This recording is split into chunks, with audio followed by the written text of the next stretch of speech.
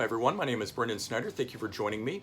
Before we go any further, if you're new to my channel and you haven't already hit the subscribe button, I'm attempting to reach my goal of 1,000 subscribers, and if you could click that button, I would greatly appreciate it. All right, we're here today to take a look at a new Whitesnake album of sorts. It is a collection and a greatest hits, but it's actually, the songs have all been revisited, remixed, and remastered. This is called the Rock album, and you can see it's done with a white background on it because it's part of a trilogy, the Red, White, and Blues trilogy, white being for rock, red being for love, and of course blue being for the blues that he will do. So this is a first in a trilogy of albums that he's going to do. It was released June 19th of 2020. And as I said, the songs have all been remixed, remastered with some embellishments on it and revisited in a way that makes them all sound contemporary, which is pretty interesting. And let me give you a little bit of background on the band Whitesnake because it's going to play into why I think that the way that he's revisited this is nothing more than what he's always been doing within his career. So David Coverdale formed Whitesnake following his stint in Deep Purple, which spanned from 73 to 76.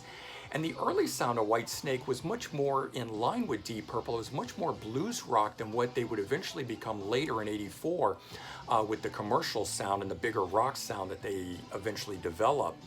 Their first release was the Snakebite EP that came out in 1978, followed by their debut album Trouble, also in '78, Love Hunter in '79, Ready and Willing in 1980, Come and Get It in '81, and Saints and Sinners in '82. Now, after the '82 period, they entered that much more commercial period that I was talking about, that is the bigger rock sound.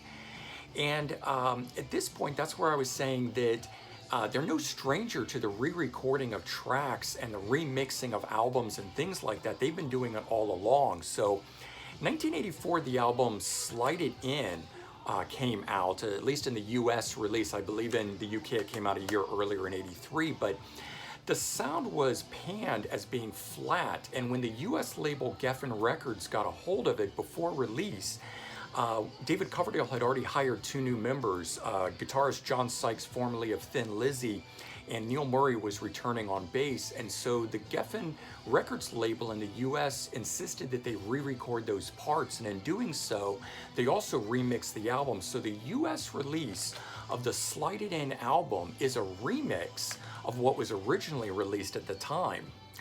Then in 1987, the self-titled album, sometimes referred to as 1987, was recorded and released. This one recorded, or re-recorded I should say, two of their older songs, Here I Go Again and Crying in the Rain, off of Saints and Sinners, which was originally from 1982. So they revisited those and re-recorded them, revving them up, you know, for the 1987 album.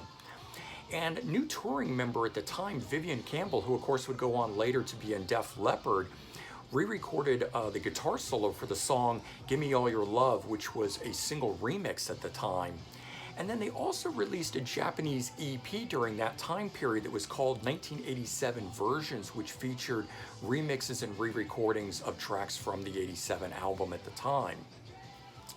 Following on, in 1989, they released the Slip of the Tongue album, and this one here featured a re-recording of the song Fool for Your Loving, which was off of the 1980s album Ready and Willing. So, as you can see, already on these three albums, they've done remixes, re-recordings, reinterpretations of older songs. So, even through their most famous commercial period, they were doing this. Now, following the 1989-90 tour for the Slip of the Tongue album, David Coverdale did disband Whitesnake, but would later reform them in 1994 to promote the Greatest Hits album. This one here is all straight original versions of things if you want to pick up a Greatest Hits that is just that. And then following that album, they continued on and have since released 5 more studio albums. Restless Heart came out in 1997, Good to Be Bad in 2008, Forevermore in 2011, the Purple album in 2015, and the most current album, which is Flesh and Blood from 2019, this one here. So The album that we're talking about, the rock album, which I mentioned, is part of a trilogy, the Red, White, and Blues trilogy, and this is the first one in the series, so there'll be 2 more coming down the road. All the songs have been revisited, remixed, and remastered. Some of them have musical embellishments by current guitarist Joel Hoekstra, and also keyboardist Derek Sherinian, which is really cool that he's gotten involved. And the sound and the instrumentation, in my opinion, has really been punched up, and pulled to the front in these new mixes. Things like guitar fills are more prominent, and the keyboards are much stronger on these versions of it. The song Judgment Day from 1989's Slip of the Tongue album was originally written by Adrian Vandenberg, but due to an injury, he couldn't play on it, so they brought Steve Vai in. But on this new version that's on this album here, he's actually contributed acoustic guitar to the song, so he's finally on a version of the song that he wrote for the 1989 album, even though at the time he did not record those. The 1997 album Restless Heart is represented by 4 tracks here. And that album, while I like it, I always felt was a much more mellow album and was not really in the vein of that commercial period that we know them for. Well, these 4 songs have really been rocked up and remixed to a way with an added embellished parts that make them sound like they are part of the Whitesnake canon like we've always, known them for. And so I sort of see this album like the Purple album that came out in 2015, this one here. This one was David Coverdale reinterpreting songs from his Deep Purple days and re-recording those tracks. And so while these songs are all original, none of them are fully re-recorded. They have been remixed, reinterpreted. They have added embellishments on some of these. And those new parts make the album sound fresh and new, like it was all recorded together at one time. So instead of this being like the greatest hits where when you hear things, some of the stuff sounds, I won't say dated, but you do know what period you're listening to. You know when you're hearing a song from the 70s, or you know when you're hearing a song from the 80s or something. Whereas this one here, the way that it is done, feels like it's all recorded together at the same time with the same mix. And so to me, it's like listening to the Purple album, which was all new, re-recorded songs. This one here, not re-recorded, but does have that, clean mix to it that makes everything sound present on it. And so let's take a quick look at this. This is the front cover of it, and I really like the snake that they're using here. It's they refer to it as the stone snake because he's got that pattern on it. Here's the back side of it with the track listing.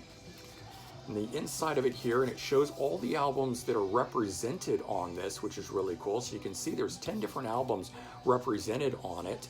The disc is just in the side here and slides out. But what I like is the holder here that they have in the booklet, and the booklet is really great. If you've seen any of my other reviews, you know that I like things to read. I like information, history, all that sort of stuff, and you get it in here. So David Coverdale goes into depth about why he's done this, what he's done to each of the tracks, how he thinks of those tracks. And he does each one in here, so you get a little something on that. You also get some great photos throughout the period of the band that is represented on this album from 1984 to present. And then it goes through and it actually has all the lyrics to all these songs, so even the ones that were recorded like for Flesh and Blood sessions but not on the album, you're finally getting lyrics to those and things as part of all of this. So you get that in here, and there's the back of the booklet.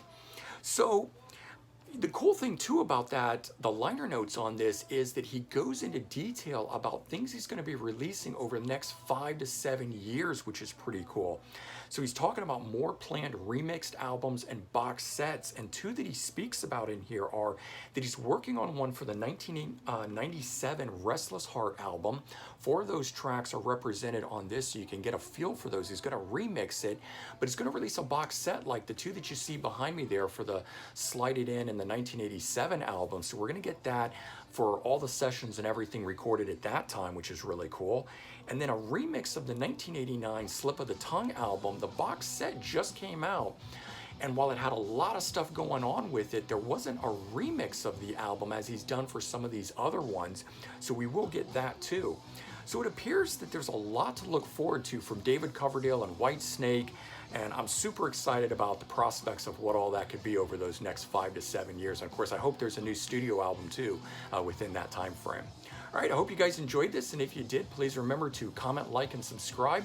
Let me know your thoughts. And I hope everyone has a great day. Take care. Bye-bye.